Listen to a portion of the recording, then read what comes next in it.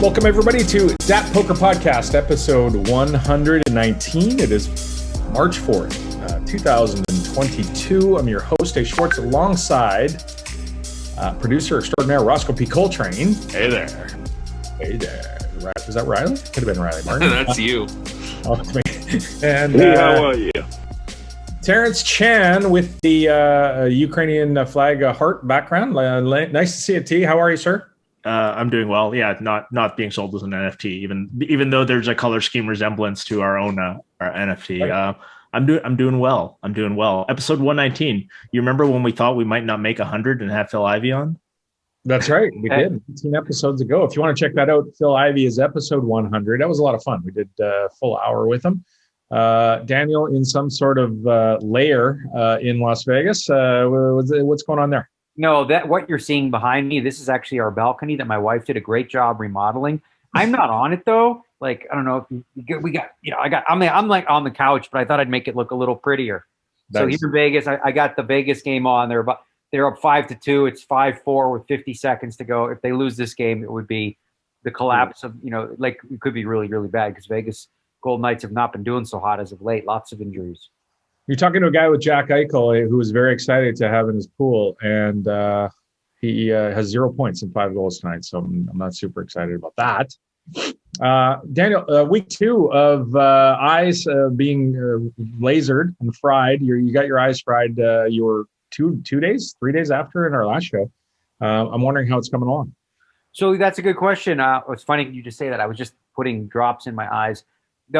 I guess there's like a little bit of in and outs with them because they say like, because I thought after the first day, I'm like, it's perfect. I'm good. But I've had some good days and some bad days. Today's one of the bad days. I've got my laptop here. I got the game here. I got my phone. I got this Christmas tree light that's still up because, my wife loves it. And so there's a lot going on. And I've noticed I've sort of my eyes. Calling her my wife again. You're going to get shit. Oh, my wife, queen wife or whatever. Queen Amanda. By the way, speaking of Amanda, a mandate was lifted. Oh, you can go out? The mask mandate. No, I was under a mandate. See how clever I am? And a mandate. Good, actually. My mandate was lifted. It was playing at the PokerGO studio in one of the events, and she said, is anyone else wearing a mask? And I said, no. Well, Eric Seidel was the only one. And she's like, okay, well, you don't have to wear it then. I was like, okay, cool. That's nice. So I've been free to let the beard out and, the no glasses and to take new pictures of me with all the chips at the end of a tournament. It's been I went 22 days without winning a tournament, which is a lot better than whatever fucking the video said, 10 years and all that shit. So much more fun to win. And I've been doing that. You mentioned masks, and I was just in Las Vegas for a couple of days over the weekend, and I was staying at the Encore, actually, where they were having the Wynn Millions. Wandered into the poker room, and I realized I know nobody anymore in poker because I wandered in there. I'm like, oh, maybe there'll be somebody I know. No, nobody. So, but nobody was wearing masks. And so I'm coming from BC. We got mandates. We got vaccine passports. We've got masks. I come down there. Yeah, probably not for long. We probably won't have them for long either. No, it won't for sure. But it was such a stark change for me and the person I was with. And we're just like, okay, I'm ready for this to be over too. So this is awesome. So people are talking like World Series numbers already. Of course, World Series schedule came out last week. We didn't even get around to talking about that because it happened in between shows. But people are talking about big numbers because of lifting of all the restrictions, essentially. I mean, assuming that there are still no restrictions in June, which will most likely be the case, unless some weird shit goes down. Are we thinking... I can't see it being bigger than like 2006 World Series, but biggest in a long time, maybe. Could be very, very big. It's interesting. You're right. We didn't talk about the schedule, and I'm, you're looking over it. Everyone talks about their favorites. Did you guys spot any events specifically that you thought like you might want to play or that you were targeting? Oh, I mean, for me, like the schedule is fantastic because I play 2 things. I play limit hold'em and I play draw games, right? Like that's all I play. They're all in a row, 10 back to back. I can read them right off. 1,500 limit hold'em, 2,500 triple draw, 1,500 triple draw. The 11th is 6-handed limit hold'em. The 12th is a 10K limit hold'em, which is a problem because I'll be busy winning the one the day before. And then no limit deuce, and then 10K triple draw, all in an 8-day stretch. So I will be playing like slate reg which Mike Matasso says is like guarantees It's a victory. cheating. It's practically cheating. What I love about his term, he's like, we have to end max late reg. I'm like, okay, so you're saying end late reg? He's like, no, just max late reg. I'm like, okay, Mike, if you make a late reg, there will be a point that is the maximum amount of time you can reg. He's like, no, you got it. Nope, that's not how it works. Blah, blah, blah. So yeah. We're going to end max late reg, he says. Oh, man. Right. So we've got the schedule. Well, we'll maybe see if we can't pick over a couple of things that we have time for.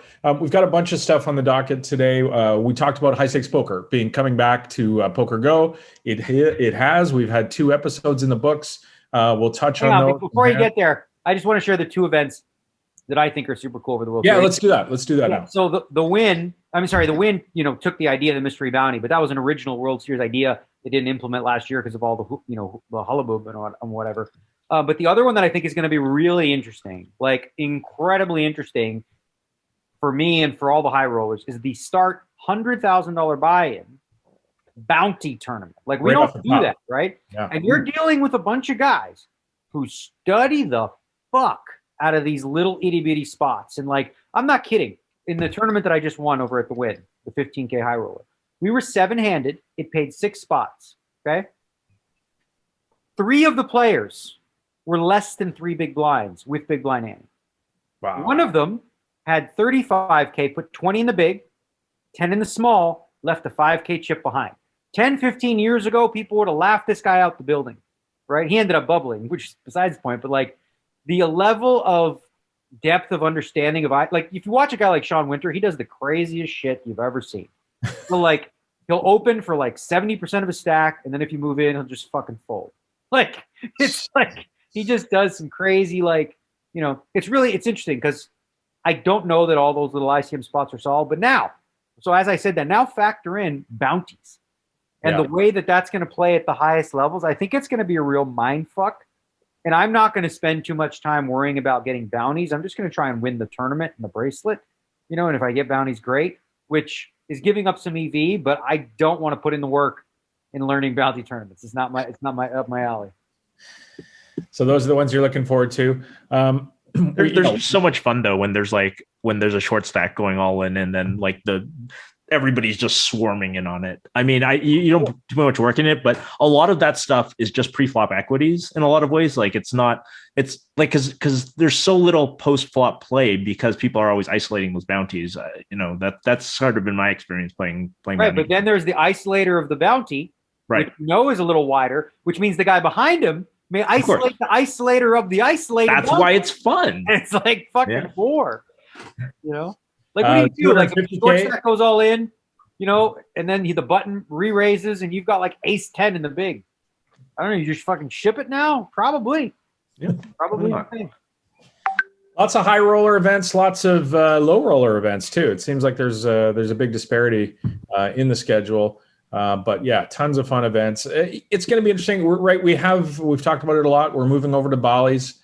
And how that affects the numbers, and is this going to be one of the biggest years ever? And do we have access to, casual players that we didn't have because they're going to wander by or whatever? It's just this unknown, right? Usually when it's at the Rio, we can look at, economic factors or whatever and kind of have an idea of what it's going to be. Here, I don't know how you can predict. I mean, it could be a ton, it could be a little, because, hey, we're only 6 months out? It's going to be 6 months after the previous World Series finished. So our bankrolls back to where they were, Bitcoin's down. Like, who knows what's going to happen? I was going to say crypto and what's going on in the world right now. Yeah. With like the war and this and that, and like, a contingent of Russian players who certainly won't be coming. You can imagine.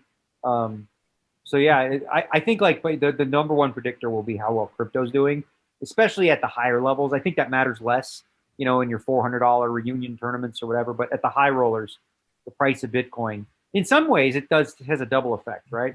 Because Bitcoin going down, a lot of these guys are like, "Fuck, I need to go make some money," right? So they got to get in these tournaments. Or for others, they just they don't have access to money to play them. So we wandered off a little bit here, and it's great. It's an organic show. But I really wanted to talk off the top. You mentioned what's going on in the world, Daniel.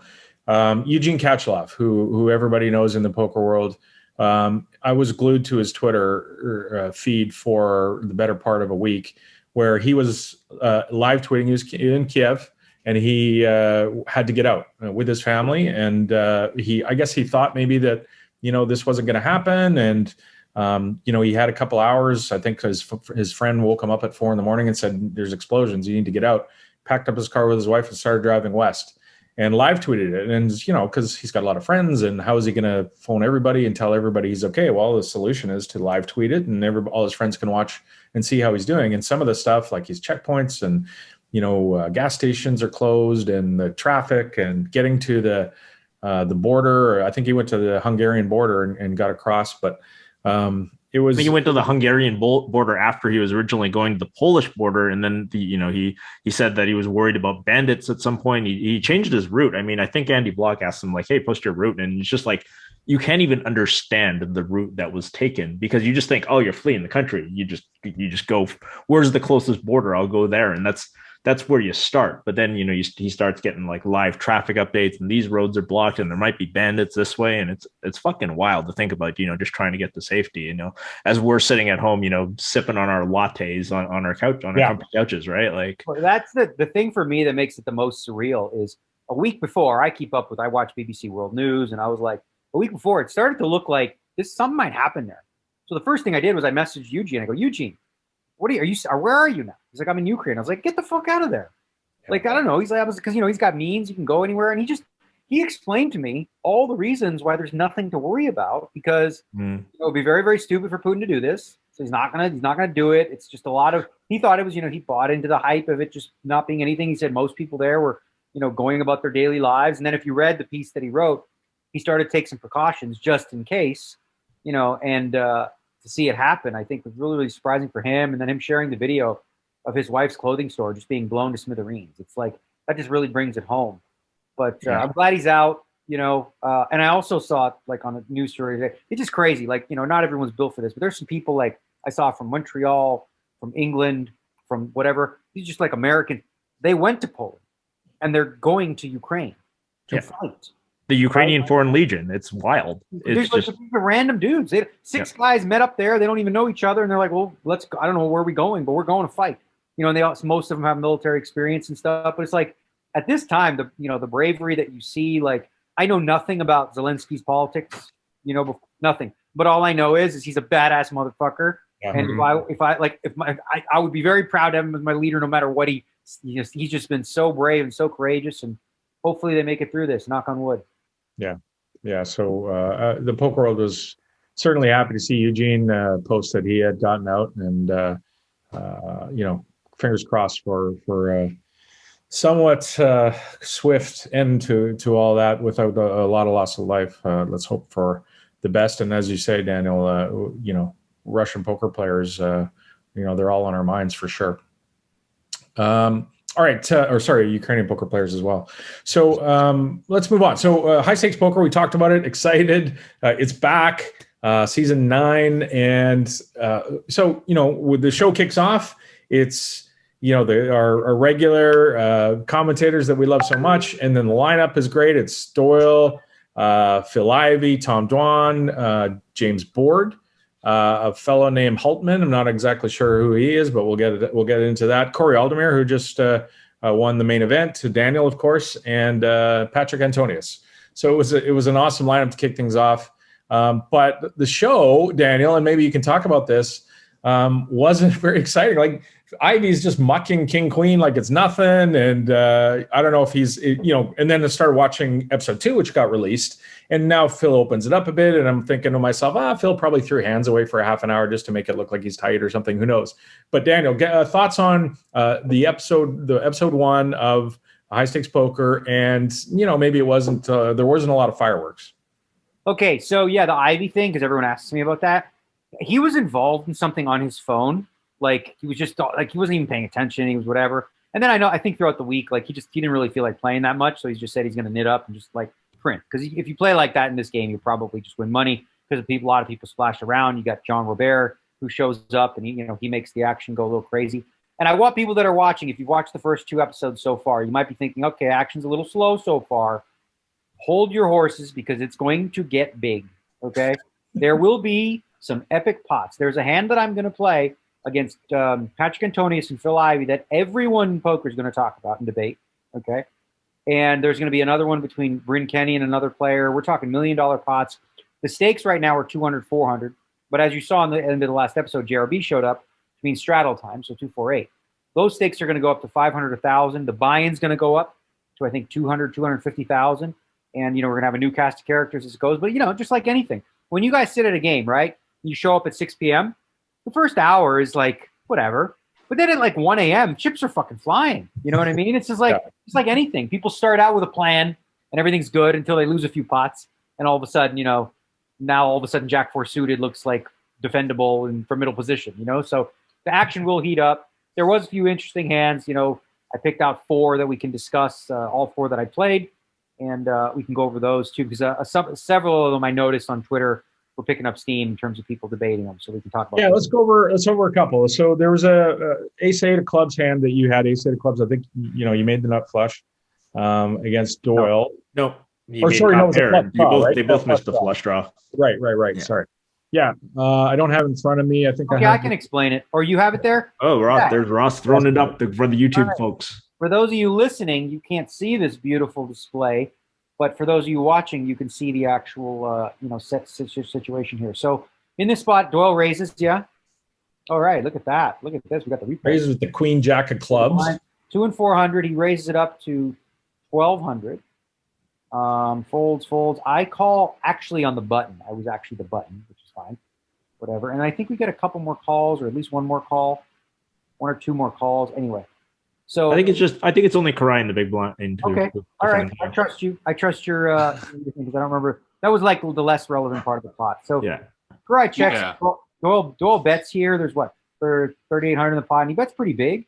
So for the radio, for the guys listening to the podcast, the flop comes ace-10 deuce, 2 clubs. Again, Doyle has Queen Jack of clubs, so he flops Queen high flush draw with a gutter. Daniel, you have ace-8 of clubs, so you flop top pair with a nut flush draw in position. Doyle just leads out into you.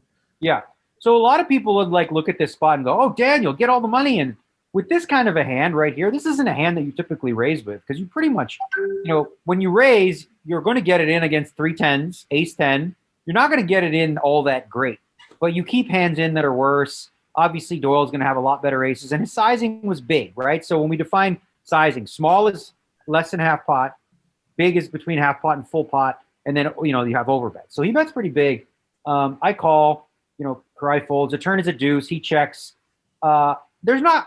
This is one of those things where you should have some stronger hands in your check back range on the turn. Don't make it so obvious. I decided to check back for a couple reasons. Doyle may check raise me off my hand here. He could easily have a better hand, and I don't think he's going to call me with less, and I'll explain why on the river. So on the river, there's a 9, and Doyle checks. Now the question is, boys, what would you do if you were me with 8,800 in the pot? Well, what's Doyle going to call? You don't want to face a check raise, right? So if you bet, what's Doyle going to call with that you? I mean, the 10 is the obvious hand, right? The thing is that any ace that he has is a chop, so you're targeting a 10 if you're betting. A chop or losing, because he can have ace jack, ace queen, ace king still. Yeah, right. Yeah, chop or or ace losing. 9 or ace 10. I guess you're also targeting. I guess you're also potentially targeting like jacks and queens and kings too. But so my thought process was, I kind of eliminated a lot of that from Doyle's range based on how I know that he plays.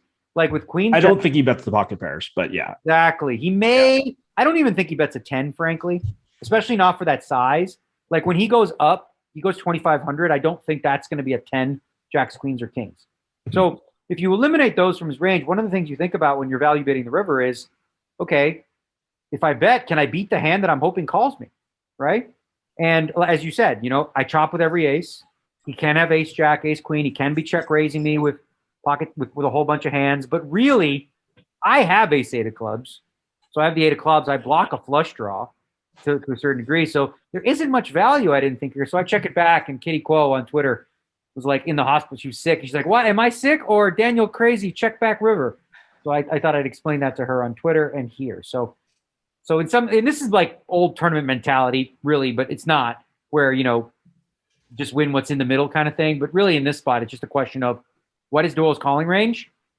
And there's not much worse than what I got. So I I want to clarify something with you, and you can correct me if I'm wrong, but I think this is a specific exploit based on like what you know about Doyle. Like this is if you have a guy, just I think at like if you have a random high stakes player, I think you probably have to. I think you're going to bet here, like just because you're going to have a few more bluffs, and you just how many value hands can you have? Well, let me tell you what, Terrence, Like, you're absolutely right. Like it's totally player dependent. Like there are some players where I might use a block bet on the river with the intention of inducing a raise, a bluff raise, because I check back turn. It limits my range a little bit, and I think a lot of people might decide to represent there with a raise. But of course, if I'm betting small with that intention, then I have to be committed to making the call as well, and it could be expensive. But yeah. So anyway, what you were saying, I guess, I get to echo your point is 100% on point. Like when you like think of game theory or whatever, when you can block hands out or node lock and eliminate hands from someone's range, it makes the equation totally different. Cool. Yeah, interesting hand. And then so hand number 2, 6-4 diamonds. You bluffed Queen Jack off. Yeah, so this one I raised, and everyone was like commenting on my raise size to 1600 4x. The reason for that was Ivy posted behind the button, so there was an extra 600 dead. So otherwise, I would have made it like 12 or something. So I make it 16. Holtman calls, and then Doyle defends the big blind. And against these two players, I'm already going to go in with a mindset of be aggressive. Because when you see this flop, 10, 9, 6, all spades, this is probably just a check with my hand. Like a solver would probably just never bet here. But I decided... Sorry, Daniel, for those listening to the podcast, you raised with the 6-4 diamonds in position, or was Holtman's on the button, right? Yeah, he's on the button. Flatted. You raise in middle position. Holtman calls with the Jack of spades, Queen of clubs. Doyle calls with the 8-9 with the 8 of spades.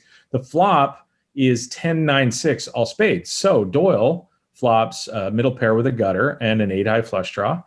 You flop bottom pair. And Holtman on the button flops an open ender with the Jack of spades. So, sorry, go ahead. Just wanted everybody to have that. Yeah, no, that's great. Yeah, you're right, because some people that are listening wouldn't be able to see this. Okay, so obviously, as I said, this isn't a spot where you should typically bet a 6. This is probably just a check fold.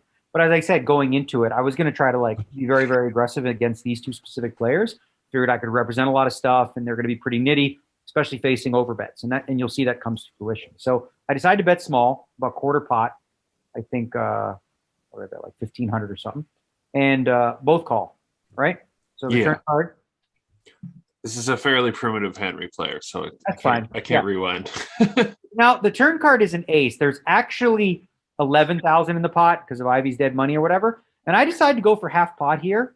And well, obviously I'm doing this to set up a bluff on the river. Like I wasn't just going to throw out this half pot, and I'm gonna. So a lot of people when they Well, no, I should say this on the river. Okay, so I was planning on betting turn because I did not think that. I mean, obviously, if I get raised here, I'm just folding.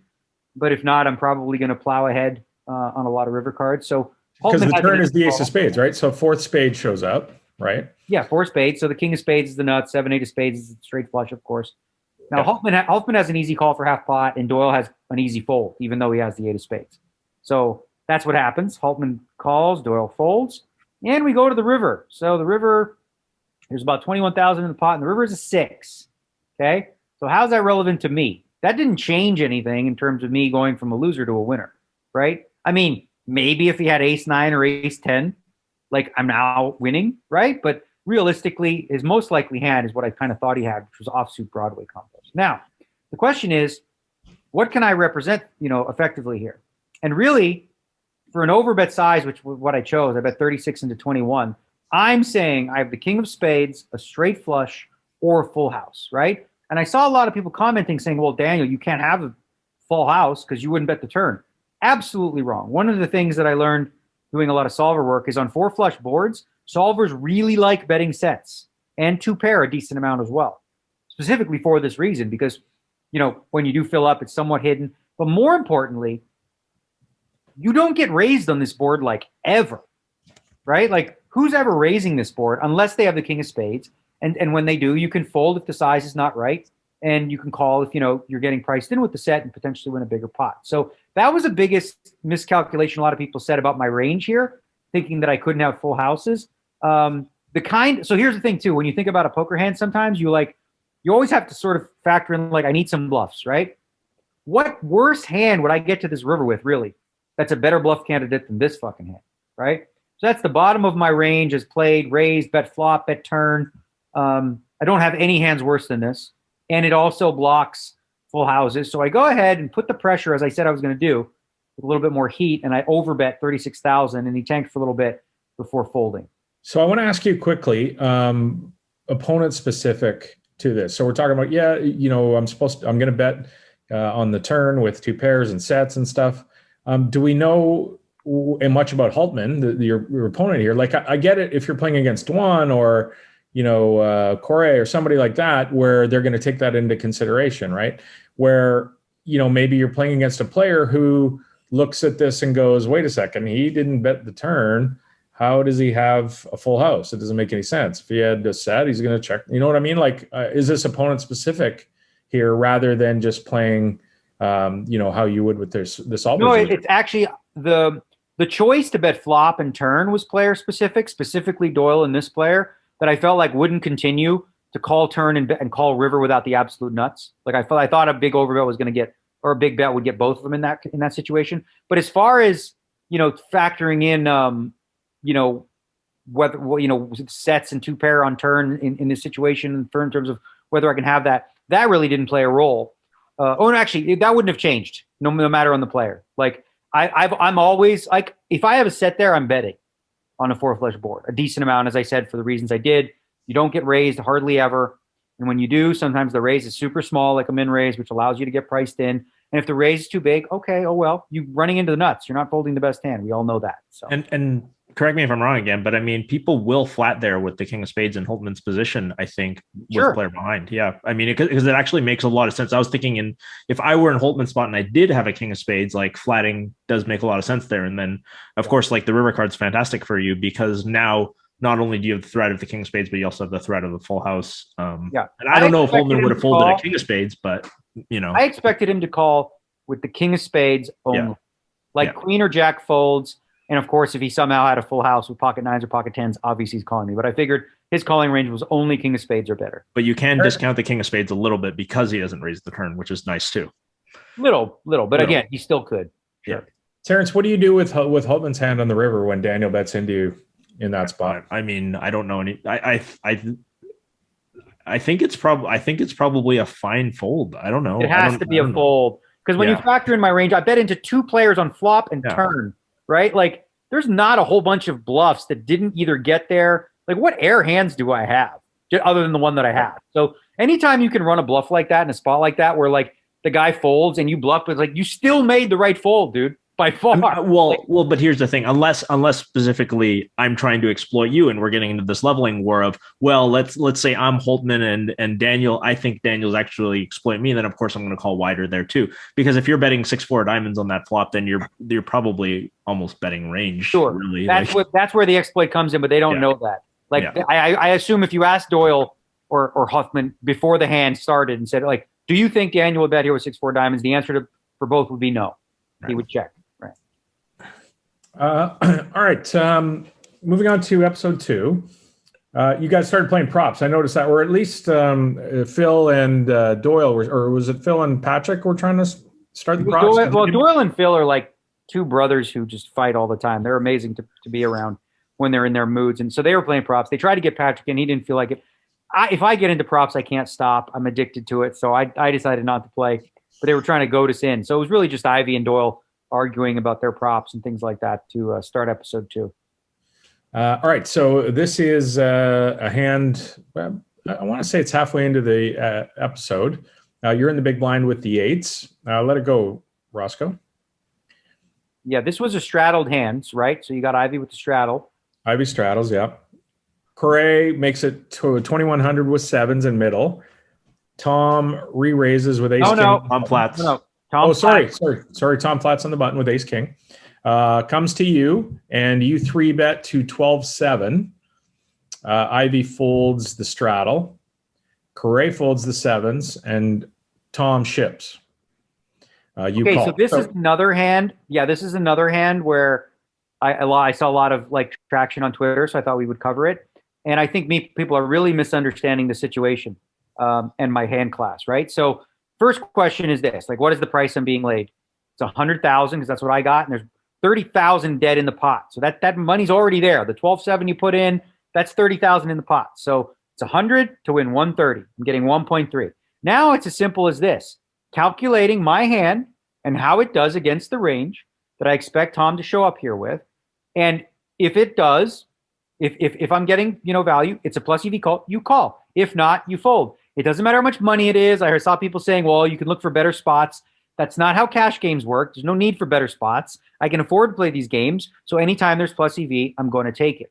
And the reason I thought this hand specifically was plus EV was there were several factors. Number one, I discounted aces significantly. I didn't think he really would jam with aces. I thought he may 4-bet with aces rather than jam.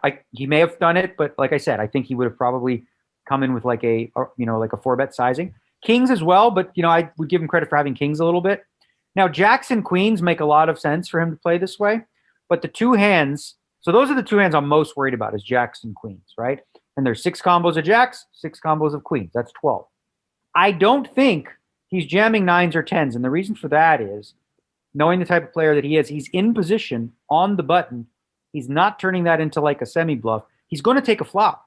We're deep enough where he can call 10 more. I've got 100 behind, so I really think with 9s or 10s, he's going to not jam. So now I'm looking at a range that's jacks, queens, ace, king, and ace, queen. Also, if he's done any work with solvers, which I don't know, the one hand class that is the most dominant bluff choice for solvers is ace wheel card suited. So ace 4 suited, ace 5 suited, ace 3 suited. Now, I don't think Dawn does this very much, so I don't count it a lot. But if he does, that makes my call even easier, right? Because if there are hands where I'm going to actually be a 2-to-1 favorite when he has the ace 4, ace 5 suited, it's a slam dunk. If I can discount aces, minimize kings, rule out 9s and 10s, and just leave jacks and queens is 12 combos. Ace king alone, you're talking about 16. Add another ace queen, that's another 16. So from a mathematical respect, I didn't take too long in this spot because I was able to do that. And that's, I think a good lesson for people on how to break down a hand. You can make your calculations on opponent's range based on them. Like against Doyle, it's a very different proposition, right? Doyle will never have ace 4 suited here. He will always have, ace king, kings, aces. He will have aces too, also, because he will jam in those spots. So a little bit of difference there. And so I make the call, and I got a lot of shit for making the call, but I won both. So fuck you. You make the call. It comes king high, and then bank 8 on the turn. You were going to run it twice. Yeah. Comes king high, 8 on the turn, and I thought, oh, did they mix up the hands? Does Dwan have 8s and Daniel has? No, but it's turned. Your luck is turned. You're hitting. 8s always come on the turn. It's crazy. It's happened against me, and it seems to happen every single time. So weird. It's the best actual possible first board you could ask for is 2 kings and an 8. Kings. Yeah. Yeah, it was great. So you win both. You pick up 100K there. You double up, and we're off to another hand with a pocket. I think this is probably the most interesting hand. I agree with that. Yeah. Good. I'm glad. Okay. So in this hand, Phil Ivey, as we noticed, is playing pretty snug, right? Well, he raises it up. And then you get Doyle calling. Doyle can have some suited connector type hands, but he's going to have something. He's not in there with 2 napkins. He calls. I'm in the big blind, and this is going to be important with black 6s. Okay, 2 black 6s, and this is a pretty easy just call. Try to flop a set. Okay, flop is king 5-5 with 2 diamonds, 1 heart. Now they both. So as you can see, Ivy has queen 10 of diamonds. Doyle has the ace 7 of diamonds. So they both flop a flush draw. Okay, Ivy goes ahead and bets just 2,500, and Doyle calls. Okay, I'm in the big blind, right? And I have 2 black 6s. So if you're ever gonna turn this hand into a bluff, you want to have a bluff candidate that blocks one of the stronger hands there. And that's 5-6 suited. There's 5-6 of spades I block, and I block 5-6 of clubs. Okay? Plus, there's an opportunity I actually have the best hand. In addition to that, I'm the far most likely to have a 5 in this situation. Now, I don't have kings. I don't have kings full, but I can certainly have king 5 or 5 anything. So I go ahead and check raise small, which is pretty normal in this spot, to 7,500. Ivy calls the raise, and then Doyle gets out of the way. Doyle, right? Doyle's like, and I actually, when he did that, I thought he had a flush draw when he folded, which is relevant for the river card. So Doyle, like if the board's paired, he doesn't chase flush draws. That's old school thinking, but it is what it is. When he folded though, as I said, called flop, folded, and then folded the raise, I really thought flush draw might be the case. Well, and that's interesting too, because if he's blocking flush draws, and that makes it less likely that Ivy has a flush draw. That's what I was going to get to by the river. Yeah. So now I have to continue to tell the story because Ivy under the gun, he's going to call the check raise with again, flush draws himself, ace king, any king, maybe even jacks or tens or some sort of backdoor type hand. He's going to call with a decent amount of hands. So I go ahead and bet 12-5 into 21, right? And continuing to tell the story, fully expecting, actually in a lot of cases, expecting him to fold a king on the turn. And if not, against, significant aggression by the river, I can get him off it. Now, the river card comes, not my favorite card. He actually turned an open-ended straight draw, the 8 of diamonds. So now my stories had to change, okay? I bet like 36 into 46. I think the biggest issue here, which didn't allow me to overbet, is his range is stronger than mine on this river now for big, right? For a huge overbet, let's say for 3x pot or something, what am I repping there? Me in the big blind. I can have 5-8, 5 jack, king 5, right? What can Phil have? Phil can have king king. He can have jack jack, right? Because he raised under the gun. So I felt like it wasn't really a great spot for me to be able to make a significant overbet, but I thought a sizable bet would get him off of a king. And then, as you said earlier, the fact that I thought Doyle folded 2 diamonds increases the chances that he had a king. In addition to this, if Ivy just had a flush draw, just the ESR, he folds the turn to 12K, right? With a poor board paired, he's not going to chase. Now, he happened to have more than just the flush draw because he had the open and straight draw as well. So when you think about the combination of cards that Phil can have, obviously if he's slow playing kings, I'm fucked. Slow playing jacks, I'm screwed. If he's got quad 5s, all those hands I'm dead to, right? But when it comes to draws that got there, the ace 10 of diamonds, ace queen of diamonds, queen 10 of diamonds, those are the only ones that even consider calling that turn. So that's only 3 combinations possible in addition to the ones that have me crushed. For me to be able to bet this card, what do you think he's going to do with king, king, jack, aces? I don't think he's calling, especially me. So again, a small bet gets snapped by a king, but I thought it was a unique situation where I didn't feel typically when you're overbetting, it's a general rule to live by. If you're the one doing the overbetting, you should be the one that has an advantage when it comes to range, right? That it should allow you to do that. When you don't, you open yourself up for trouble. When you're like, what? That's what we see now. That's what we're talking about in the very first hand we're discussed, right? You have a very big range advantage on the hand against Holtman when it comes spade, and you're the pre-flop raiser, you're the aggressor on every street, board pairs on the end. That's the range advantage that you want to have. Honestly, if I jam the river for huge, I'm representing one combo, 5-5 for quads, hoping that to just get. That's it. That's not enough, right? So if you only have one value combo that makes sense for an overbet and a whole bunch of bluffs, then you're just not really allowed to do it. Something we missed during that hand was on the flop. Ivy threw 15,000 to Doyle for some prop. Okay.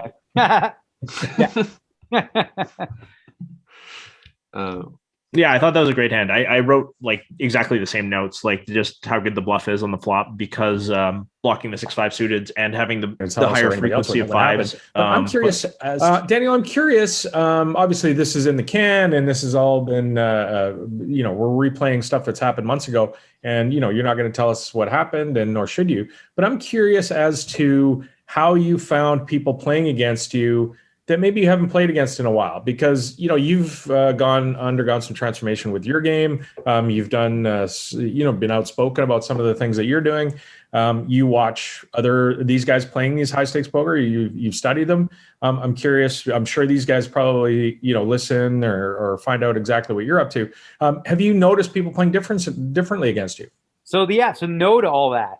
When you think of guys like Phil Ivey, he's not paying attention to shit. Tom Dwan, he's in his own world. Patrick Antonius, those are the key guys, obviously, in the episode, and Doyle or whatever. I went into this episode fully assuming that all those players would just think it's same old DNegs, right?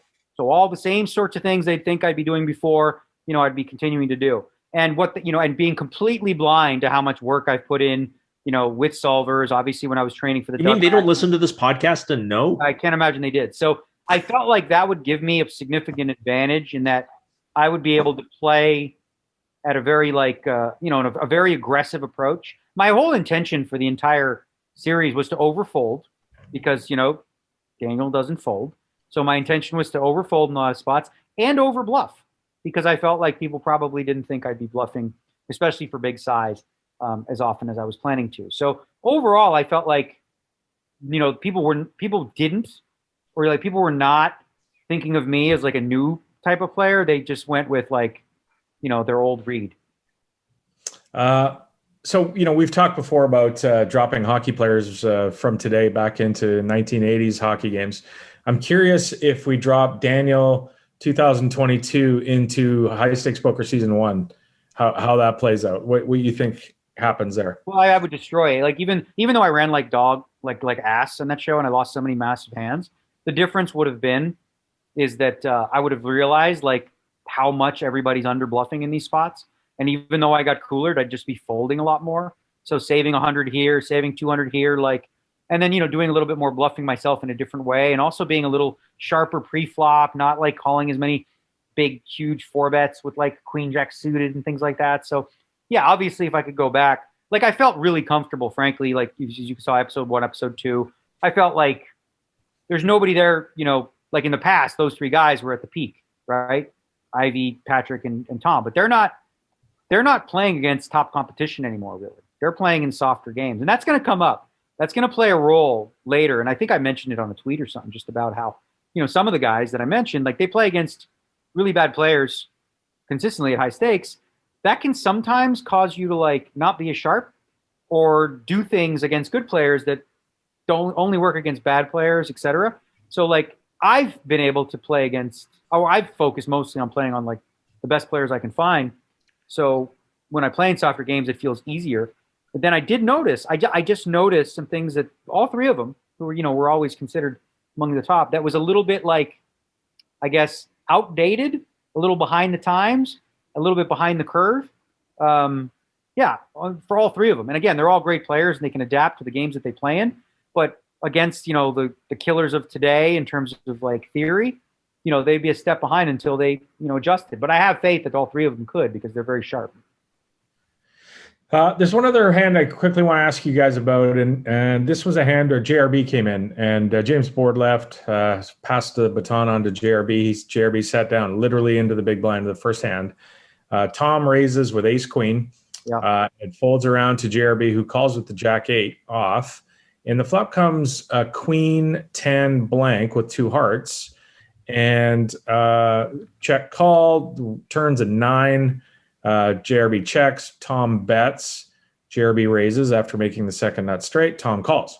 The river is a queen and hearts don't make it. So Tom makes 3 queens, ace kicker, and JRB bets and Tom folds. And it was a pretty interesting hand, I thought, because, hearts miss, other than jack 8, so I'm curious because it was strange that Tom pretty much snap folded. Like he looked like he was in pain, and maybe there was some editing. I don't know, but thoughts on that fold, Daniel? Okay, so that's an interesting hand. I'm glad you brought it up because first and foremost, it was a good laydown on the river. Obviously, 3 queens with an ace, right? Having said that, there was a mistake on this hand from Tom. Okay, which one do you think? What do you think the mistake was from Tom? Betting the turn. Bet calling the turn. So you can bet the turn sometimes. Okay, you can bet the turn sometimes. Checking is fine too, but if you're betting this turn and you get check raised, the check raising range is going to have you destroyed, right?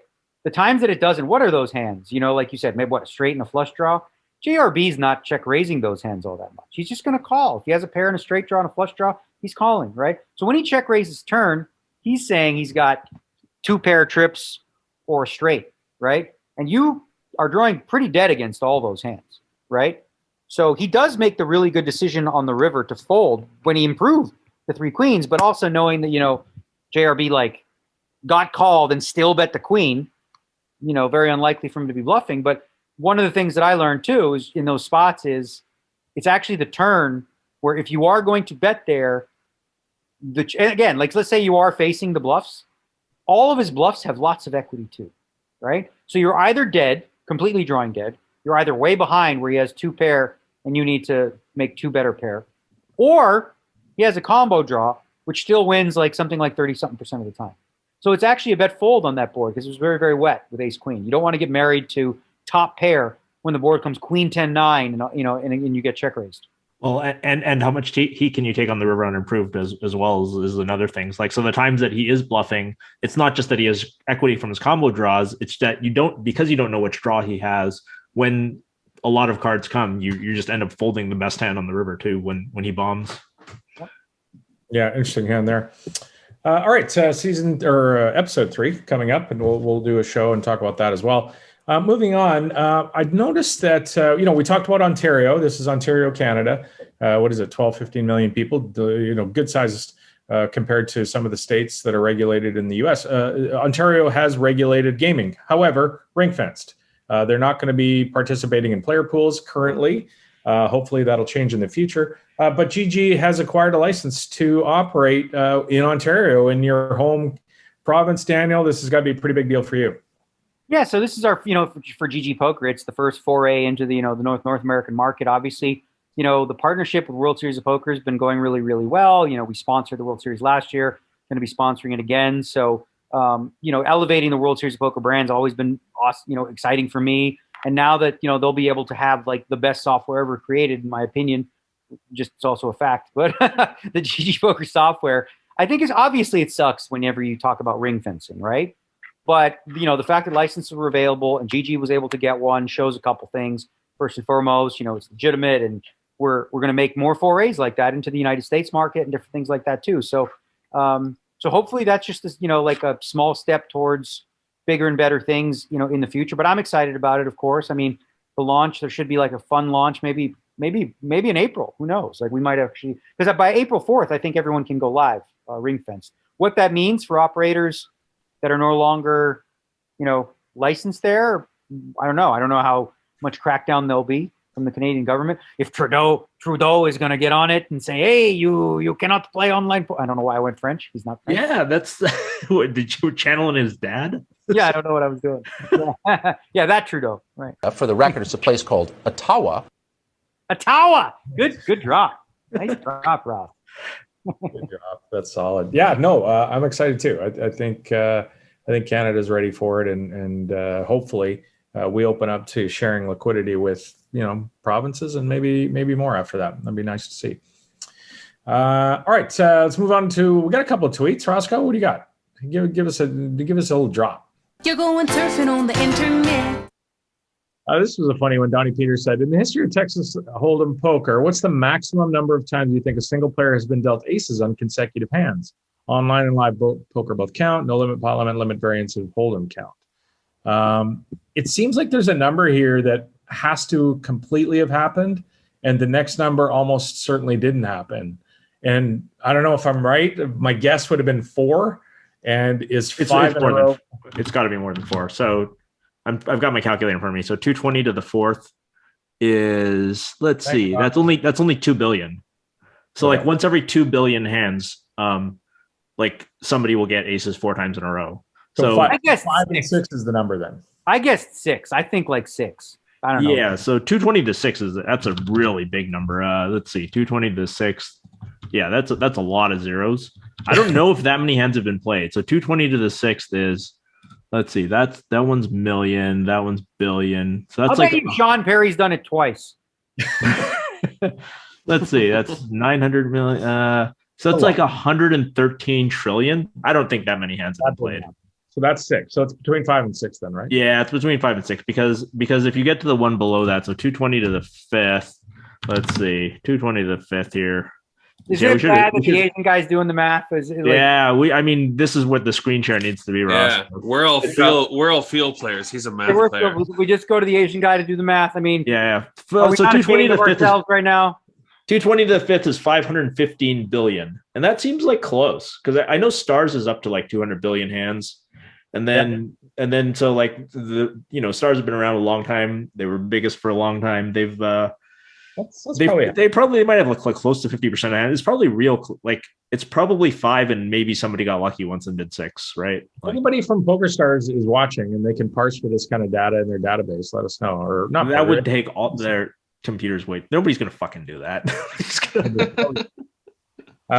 Well, you can look through the complaint emails about this is rigged. Guy had aces 4 times. There's gonna be a guy who said he lost 6 times in a row. Wait a minute, are we counting Texas card room backroom games in like the 70s and 80s? Because that would actually add like another 20,000 hands or something, right? Yeah, but they just had them in their sleeve, you know. That's true. That's true. Are we counting all the hands that Doyle dealt out to himself as he was learning Texas Hold'em? We got to count those too.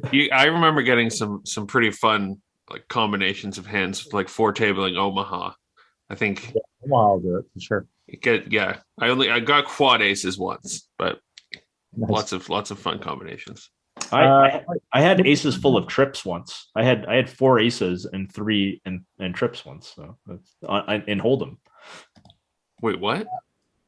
Well, the board I had ace king. The board ran out ace king king. Oh, that's the weirdest one for me. And then the guy bet into me all in. It was a Sunday million. It was great. All right, moving on. All American Dave tweets, need help. Was just informed that we will not be at Bally's. This is All American Dave's food truck. Well, it's been at the World Series for, I don't know, decade for sure. He was just informed that we will not be at Bally's for the World Series of Poker, and we are not allowed to deliver from our offsite location. Over a decade building, and just like that, it's over. Hard to imagine the series without us. There's got to be a way, right? And he tweets at the World Series of Poker. A lot of outrage. Poker players who are there all the time, they're not going to eat the poker kitchen. Guys who are grinding them, 6 weeks. You can't eat hot dogs for $11 hot dogs for. Well, it's going to be better at Bally's in Paris. Well, you're not at Rio anymore. Yeah, no, it's going to be better, but still, it's not going to be as convenient as Dave was, and I think that's the real main thing. And it's not going to be as healthy too, because Dave really put an effort into making his stuff healthy. I know Daniel doesn't eat the vast majority of it, but for stuff that has meat, you couldn't get healthier than Dave provided. It's going to be tough. It sucks. I hope they can find a solution, but it's hard. Obviously, there's limited space at a place like Bally's in Paris on the Strip, and the logistics make it tough. So, but hopefully they can find a solution. They got 3 months, 2.5 months, but hopefully, because it does feel like Dave's part of the World Series now for sure. And you're going to have a truck full of food, right? Yeah, I finally got word that because we weren't sure what the situation is going to be, but it looks like we've been okayed for the RV. I'm probably going to have it parked, I don't know, between Bally's and Paris. It's not that far, I don't think, but it'll be like a little bit of a trek depending, because some days you'll be playing day 1 in Bally's and then you'll be playing day 2 in the Paris and whatever. But listen, the fact that I can have it for breaks is key.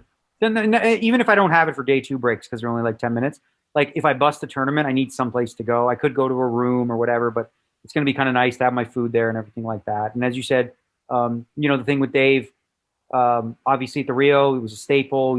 Things change. We don't know I don't know anything about what's going to be available for food, how convenient, how healthy, how unhealthy. But I guess on the one side, obviously things do change and evolve.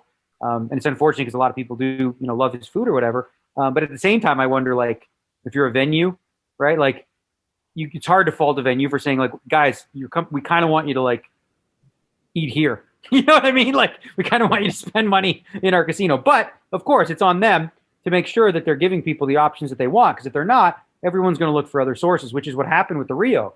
Because the Rio just, for a lot of people, wasn't accessible. So Dave found a really nice opportunity to provide food for these people.